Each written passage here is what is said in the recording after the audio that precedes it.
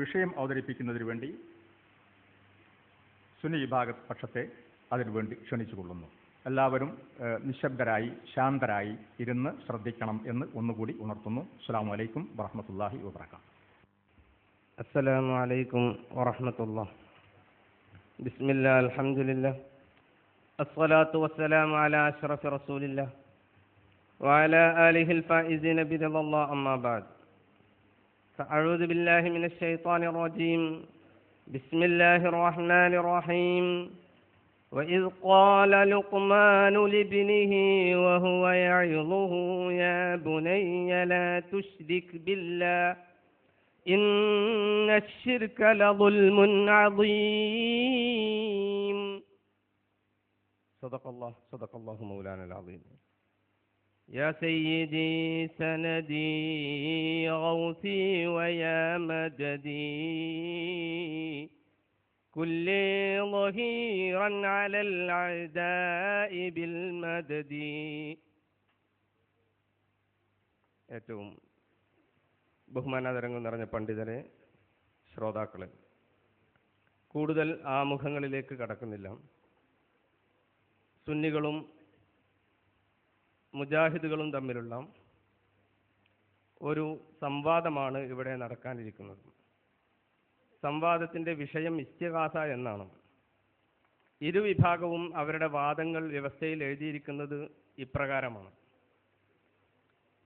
ബദരീങ്ങളെ കാക്കണേ, മുഹീദ്ദീൻ ശൈഖെ രക്ഷിക്കണേ എന്നിങ്ങനെ മരിച്ചുപോയ മഹാന്മാരോട് ഇസ്തിഗാസ എന്ന പേരിൽ നടത്തിക്കൊണ്ടിരിക്കുന്ന പ്രാർത്ഥന ഇസ്ലാമിക പ്രമാണങ്ങളുടെ പിൻബലമില്ലാത്തതും ശിർക്കുമാണ് എന്നാണ് മുജാഹിദുകൾ എഴുതിയിരിക്കുന്നത്.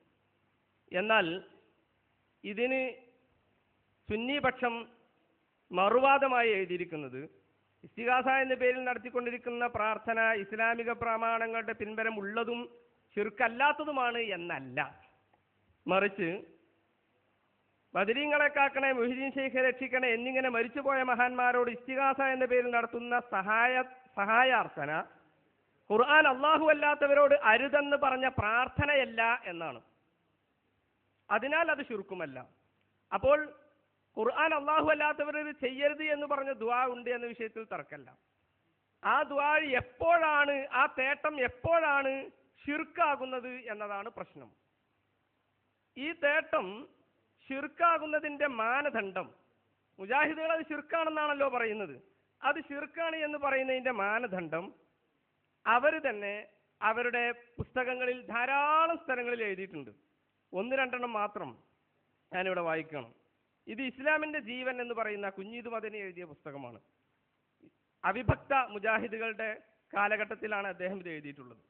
ഇബാദത്ത് അർപ്പിക്കപ്പെടാൻ അർഹനായി അള്ളാഹു അല്ലാതെ മറ്റാരുമില്ല എന്നാണ് ലാ ഇലാഹ ഇല്ലല്ലാഹയുടെ അർത്ഥം എന്ന് പറഞ്ഞ് അദ്ദേഹം അവസാനം പറയുന്നു, ഇബാദത്ത് എന്നത് വിപുലമായ ഒരു സാങ്കേതിക പദമാണ്. അഭൗതികമായ മാർഗത്തിൽ അഥവാ കാര്യകാരണ ബന്ധങ്ങൾക്ക് അതീതമായി ഗുണവും ദോഷവും വരുത്തുവാൻ ഒരു വ്യക്തിക്ക് കഴിവുണ്ട് എന്ന വിശ്വാസമാണ് ഇബാദത്തിന്റെ ഉറവിടം. അഭൗതികമായ നിലക്ക് ഏതെങ്കിലും ഒരു വസ്തുവിന് അല്ലെങ്കിൽ ഒരു വ്യക്തിക്ക് അല്ലെങ്കിൽ ഒരു ശക്തിക്ക് എന്തെങ്കിലും ഒരു കഴിവുണ്ട് എന്ന് വിശ്വസിച്ചു കഴിഞ്ഞാൽ അതോടുകൂടെ ഇബാദത്ത് വന്നു, അല്ലെങ്കിൽ ബഹുദൈവ വിശ്വാസം വന്നു എന്നാണ് ഇവർ പറയുന്നത്.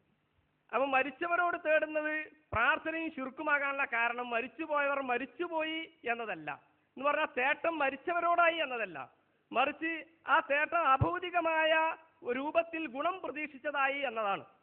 എൻ്റെ പ്രസംഗം ശ്രദ്ധിച്ചു കേൾക്കേണ്ടത് മുജാഹിദുകളാണ്. കാരണം മുജാഹിദുകൾക്കിടയിൽ പ്രാർത്ഥന എന്താണ്, തൗഹീദ് എന്താണ് എന്ന വിഷയത്തിൽ ഏറെക്കുറെ വളരെ ശക്തമായ ഒരു ആശയക്കുഴപ്പം നിലനിൽക്കുന്ന ഒരു സാഹചര്യത്തിലാണ് ഈ സംവാദം നടക്കുന്നത് എന്ന് തന്നെ കാരണം. ഇവിടെ മുജാഹിദ് പക്ഷത്തെ പ്രതിനിധീകരിച്ച മധ്യസ്ഥൻ ശിർക്ക് വളരെ ഗൗരവമുള്ള കാര്യമാണെന്ന് പറയുകയുണ്ടായി. ഖുർആനും അത് പറഞ്ഞിട്ടുണ്ട്, ഇന്ന ശിർക ലദുൽമുൻ അദീം. പക്ഷേ ആ ഗൗരവമുള്ള കാര്യമാണ് എന്നതുകൊണ്ട് തന്നെ നമ്മുടെ പ്രസിഡന്റും നമ്മുടെ എഡിറ്ററും മുശ്രിക്കായി പോകരുത് എന്ന നിർബന്ധം മുജാഹിദുകൾക്കുണ്ടായിരിക്കണം.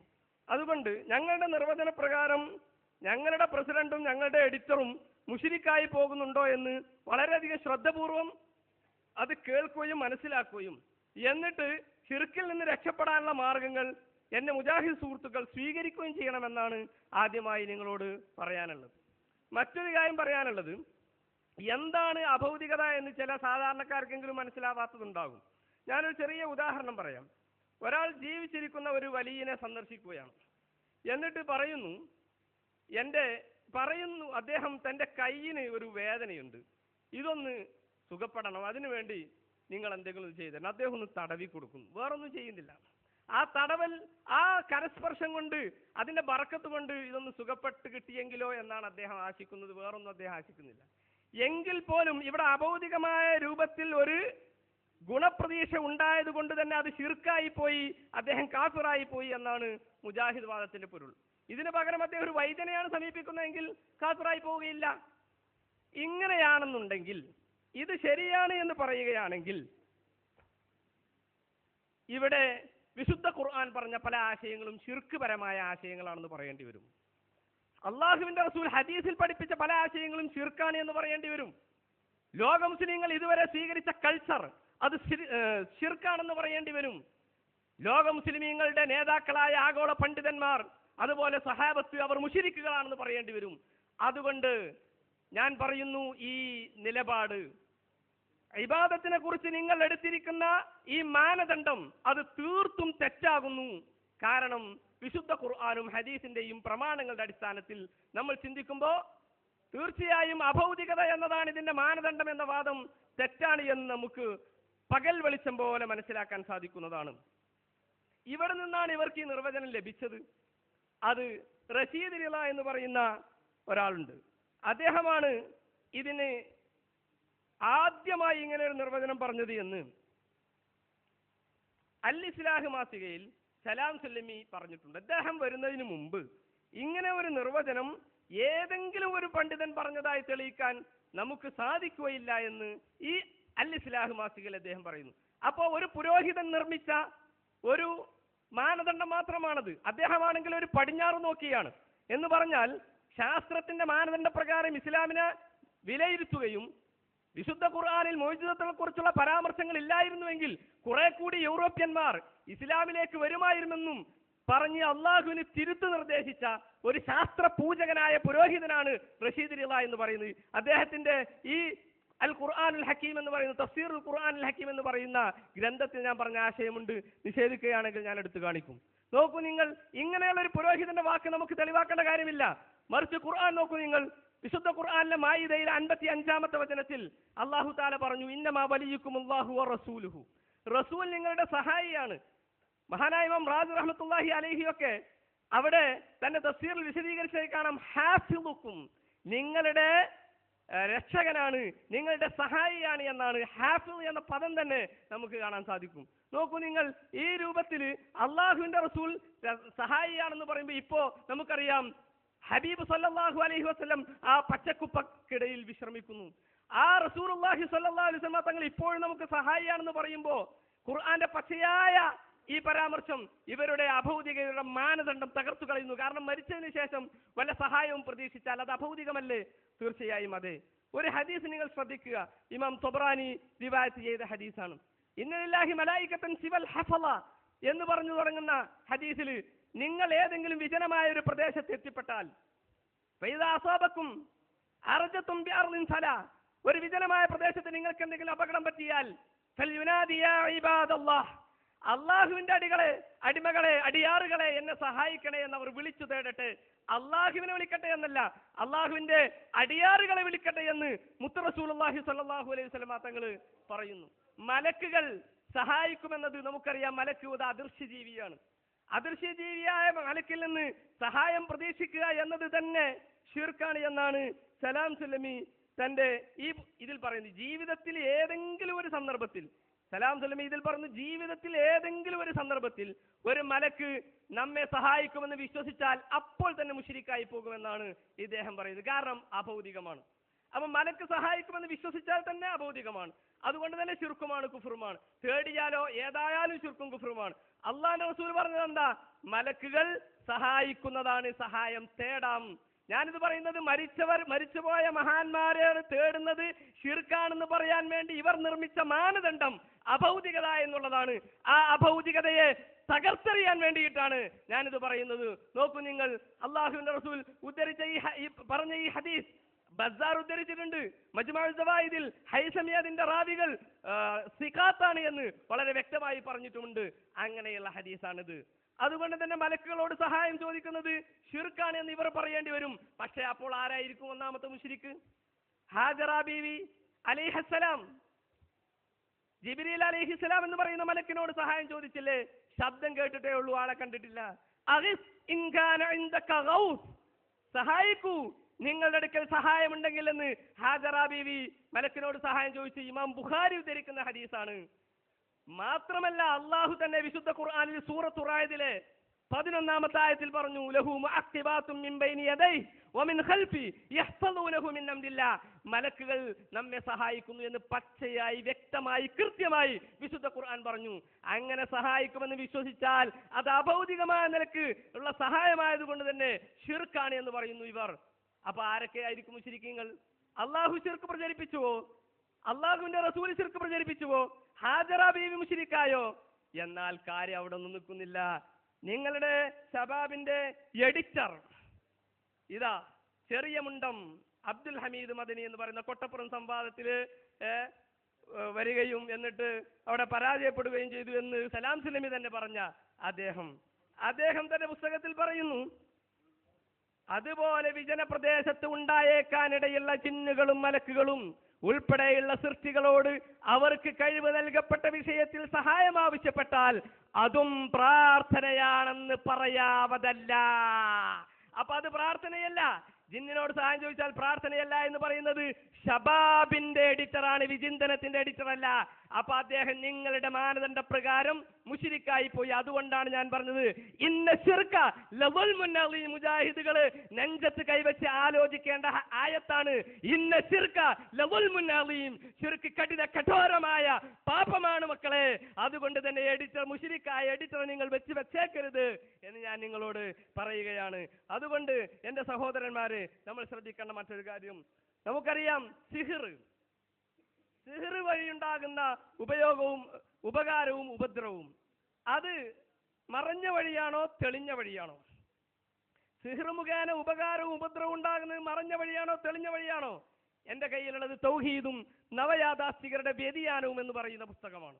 ഈ പുസ്തകത്തിൽ പറയുന്നു, അപ്പോൾ സിഹിറിന് യാഥാർത്ഥ്യമുണ്ട്. ഇത് യുവത പ്രസിദ്ധീകരിച്ചതാണ്, സുല്ലമി എഴുതിയതാണ്, ശബാബിൽ വന്നതാണ്, ഞങ്ങളുടേതല്ല എന്ന് പറയണ്ട. ഇതിൽ പറയുന്നു, സിഹിറിന് യാഥാർത്ഥ്യമുണ്ടെന്ന് പറയല്ല, അദൃശ്യമാർഗത്തിലൂടെ അള്ളാഹുവിന് പുറമെ മറ്റുള്ളവരും ഉപദ്രവിക്കുമെന്ന് പറയുന്നതിൽ യാഥാർത്ഥ്യമുണ്ടെന്ന് പ്രഖ്യാപിക്കലായി തീരുന്നുണ്ട്. അങ്ങനെ വിശ്വാസത്തിൽ ശിർക്ക് സംഭവിക്കുന്നു. എന്ത്?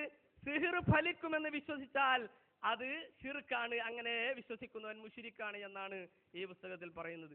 അപ്പോൾ ആരൊക്കെ മുശ്രിക്കാകും? അപ്പോൾ അമാനി മൗലവി മുശ്രിക്കാകും. അതെ, അമാനി മൗലവി മുശ്രിക്കാകും. മുജാഹിദുകളുടെ ഔദ്യോഗിക ഖുർആൻ പരിഭാഷയാണിത്. മുജാഹിദുകളെ പഠിച്ചോ. ഇന്ന ശിർക ലദുൽമുൻ അളീം. ശിർക്ക് കഠോരമായ പാപമാണ്. ആരൊക്കെയാണ് ആ ശിർക്ക് ചെയ്തത്? നിങ്ങളുടെ അമാനി മൗലവി. സിഹിറിന് യാഥാർത്ഥ്യമില്ല, ഗുണമോ ദോഷമോ ഉള്ള എന്തെങ്കിലും ഫലമുണ്ടാക്കണത് ഒരു സിഹിറുമില്ല. കേവലം മനുഷ്യരെ പകിട്ടാക്കുന്ന ചില ചെപ്പടി വിദ്യകൾ മാത്രമുള്ള പേരാണ് സിഹിർ എന്നിങ്ങനെ ചില അഭിപ്രായങ്ങൾ മുമ്പും ഇപ്പോഴുമുണ്ട്. ഇപ്പോഴുള്ളതാരാ? ഈ ഇരിക്കുന്ന നമ്മുടെ പണ്ഡിതന്മാർ പറയുന്നത് അത് എന്താണ്? സിഹിർ ശിർക്കാണ്, അതിന് യാഥാർത്ഥ്യമില്ല, സിഹിർ ഫലിക്കുമെന്ന് വിശ്വസിക്കുന്നത് എന്ന. എന്നാൽ ഇവരുടെ ഔദ്യോഗിക ഖുർആൻ പരിഭാഷ ആരൊക്കെയാണ് ഇത് എഴുതിയിരിക്കുന്നത്? ഒന്ന് അമാനി മൗലവി, രണ്ട് സലാം സുല്ലമിയുടെ പിതാവ് അലവി മൗലവി, മൂസ മൗലവി. ഇവരൊക്കെ പറയുന്നു.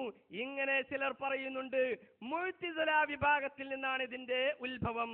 വിശദാംശങ്ങളിൽ കുറച്ചൊക്കെ സത്യമുണ്ടെങ്കിലും മൊത്തത്തിൽ ഈ അഭിപ്രായം ഖുർആനും നബിവചനങ്ങൾക്കും എതിരാകുന്നു. അപ്പൊ സിഹിർ ഫലിക്കൂല എന്നത് നബിവചനങ്ങൾക്കും ഖുർആനിനും എതിരാകുന്നു എന്ന് പറഞ്ഞാൽ സിഹിർ ഫലിക്കും എന്ന് പറഞ്ഞാൽ അമാനി മൗലവി ഇപ്പോഴത്തെ നിർവചന പ്രകാരം മുശ്രിക്കായി പോയി. ഇന്ന ശിർക ലദുൽമുൻ അളീം. മനസ്സിലാക്കണം നിങ്ങൾ. അലവി മൗലവി മുശ്രിക്കായി പോയി. ശിർക്കിന് ഗൗരവമുണ്ട്. വിശുദ്ധ ഖുർആൻ പറഞ്ഞ ആ ഗൗരവം ഇല്ലാതാക്കുകയും കുട്ടികളുടെ കയ്യിലെ കളിപ്പാവ പോലെ ശിർക്കിനെ നിങ്ങൾ ലാഘവവൽക്കരിക്കും ചെയ്തതിന്റെ ദുരന്ത ഫലമാണ് ഇന്ന് മുജാഹിദുകൾ അനുഭവിച്ചു കൊണ്ടിരിക്കുന്നത് എന്ന് നിങ്ങൾ മനസ്സിലാക്കണം. പിന്നെ ആരാ മുശ്രിക്കാവ് അറിയോ?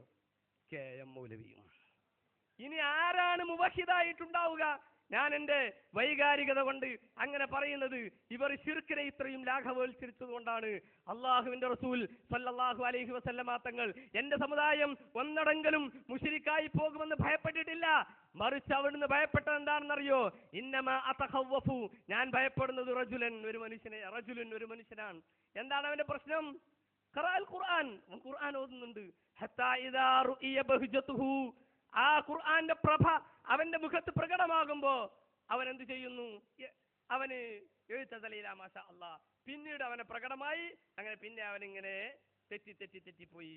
അവസാനം അവൻ ഖറജ അലാ ജാരിഹിൽ മുസ്ലിമി വറമാഹു ബിശ്ശിർക്ക്, തന്റെ മുസ്ലിം സഹോദരന്റെ മുഖത്ത് നോക്കി നീ മുശ്രിക്കാണെന്ന് പറയുന്നു.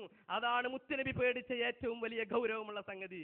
മുജാഹിദ് പക്ഷത്തെ പ്രതിനിധീകരിച്ച ഇവിടെയുള്ള ആ മധ്യസ്ഥൻ പറഞ്ഞു ശിർക്ക് ഗൗരവമുള്ള സംഗതിയാണ്, അതുപോലെ ഗൗരവമുള്ള സംഗതിയാണെന്ന് പറഞ്ഞ് അദ്ദേഹം പറഞ്ഞപ്പോൾ ഞാൻ വിചാരിച്ചു മുജാഹിദുകൾ പറയുന്നു ശിർക്ക് ഗൗരവമുള്ള സംഗതിയാണ്, എന്നാൽ സുന്നികൾക്ക് പറയാനുള്ള മുസ്ലിമീങ്ങൾ മുശ്രിക്കാക്കലും ഗൗരവമുള്ള സംഗതിയാണ് എന്നായിരിക്കും ഒരു പക്ഷേ അദ്ദേഹം പറയുക എന്ന്. പക്ഷെ ആ ഗൗരവം അദ്ദേഹം മനസ്സിലാക്കിയിട്ടില്ല. സഹോദര, നിങ്ങൾ ആരൊക്കെയാണ് മുശ്രിക്കാക്കുമെന്ന് അറിയുമോ? സ്വഹാബത്തിനെ, റസൂലിനെ, പിന്നീട് അങ്ങോട്ട് സിഹിറിന് യാഥാർത്ഥ്യമുണ്ടെന്ന് പറഞ്ഞ ബഹുമാനപ്പെട്ട ഇമാം നവവി റഹ്മത്തുള്ളാഹി അലൈഹി, ഇമാം ഗസാലി റഹ്മത്തുള്ളാഹി അലൈഹി, അതുപോലെ തന്നെ ഇമാം റാസി റഹ്മത്തുള്ളാഹി അലൈഹി, ഇമാം ബുഖാരി, ഇമാം മുസ്ലിം, ഇവരൊക്കെയും സിഹിറിന് യാഥാർത്ഥ്യമുള്ളവരാണെന്ന് പറഞ്ഞവരാണ് എന്ന് നമുക്കൊക്കെ അറിയാം. ഇവരെയൊക്കെ മുശ്രിക്കുകളാക്കിയിട്ട് ഏത് സ്വർഗത്തിലേക്കാണ് നമുക്ക് പോകാനുള്ളത്? അപ്പോ മരിച്ചവരല്ലേ വിഷയം? ആണ്. മരിച്ചവരോടുള്ള സഹായ തേട്ടം ശിർക്കായത് മരിച്ചുപോയവരായി എന്നതുകൊണ്ടല്ല, മറിച്ച് അഭൗതികമായ നിലക്കുള്ള ഗുണം പ്രതീക്ഷിക്കുന്നു എന്നതുകൊണ്ടാണ്. അത് ശിർക്കാണ് എങ്കിൽ സിഹറിൽ വിശ്വസിക്കുന്നത് ശിർക്കാണ്, ബറക്കത്തിൽ വിശ്വസിക്കുന്നത് ശിർക്കാണ്, സംസം വെള്ളത്തിൽ വിശ്വസിക്കുന്നത് ശിർക്കാണ്, അതുപോലെ തന്നെ മരിച്ചവർ സഹായിക്കുമെന്ന് വിശ്വസിച്ചത് ശിർക്കാണ്, മലക്കുകൾ സഹായിക്കുമെന്ന് വിശ്വസിക്കുന്നത് ശിർക്കാണ്. മലക്കുകളോട് യാ ഇബാദല്ലാഹ് അഈനൂനി എന്ന് പറയണമെന്ന് വിശ്വസിച്ചാൽ അവരും ശിർക്കാണ്. അറിയുമോ? ബഹുമാനപ്പെട്ട ഇമാം തബറാനി റഹ്മത്തുള്ളാഹി അലൈഹി തന്റെ മുഅ്ജമുൽ കബീറിൽ ഈ ഹദീസ് ഉദ്ധരിച്ചിട്ടുണ്ട്. അതുപോലെ ഇമാം നവവി തന്റെ അദ്കാറിൽ ഉദ്ധരിച്ചുകൊണ്ട് പറയുന്നു, ഞാനത് ചെയ്തിട്ടുണ്ട്, എന്റെ ഉസ്താദുമാർ ചെയ്തിട്ടുണ്ട്, അതുകൊണ്ട് തന്നെ അവരൊക്കെയും മുശ്രിക്കുകളാക്കിയിട്ട് നമുക്ക് ഇവിടേക്ക് പോകാനാണ്. ഇമാം ബൈഹഖി തന്റെ അൽ ആദാബി എന്ന ഗ്രന്ഥത്തിൽ ഈ സംഭവം ഉദ്ധരിച്ചിട്ടുണ്ട്. ഇത് മുജറബായ സംഗതിയാണെന്ന് മഹാനവറുകൾ പറഞ്ഞിട്ടുണ്ട്, സ്വാലിഹീങ്ങൾ ചെയ്ത സംഗതിയാണെന്ന് പറഞ്ഞിട്ടുണ്ട്. അതുപോലെ തന്നെ മഹാനായ നമുക്കറിയാം അഹ്മദ് ഇബ്നു ഹംബൽ റഹ്മത്തുള്ളാഹി അലൈഹി താൻ ഇത് ചെയ്തിട്ടുണ്ട് എന്ന് തന്റെ മകൻ തന്റെ കിതാബിൽ ഉദ്ധരിച്ചിട്ടുണ്ട്, മസായിൽ ഉദ്ധരിച്ചിട്ടുണ്ട്, ഇമാം മുനാവി ഉദ്ധരിച്ചിട്ടുണ്ട്.